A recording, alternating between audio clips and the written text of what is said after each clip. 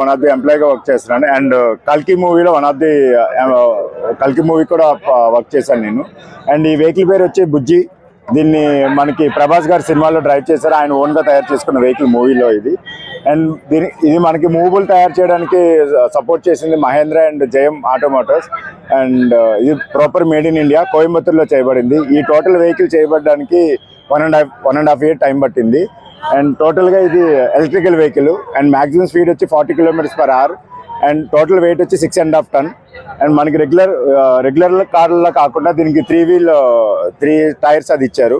ఆ టైర్స్ లో ఒకదానికి ఫ్రంట్ యాక్సిల్ స్టీరింగ్ యాక్సిల్ ఇచ్చాం మనం. రెగ్యులర్గా మనకి ఫ్రంట్ ఉంటే రియర్ యాక్సిల్ ఇచ్చాం మనం. అండ్ టైర్స్ వచ్చేసి సిఎట్ కంపెనీ వాళ్ళు తయారు చేసి ఇచ్చారు. అండ్ మనకి ప్రాపర్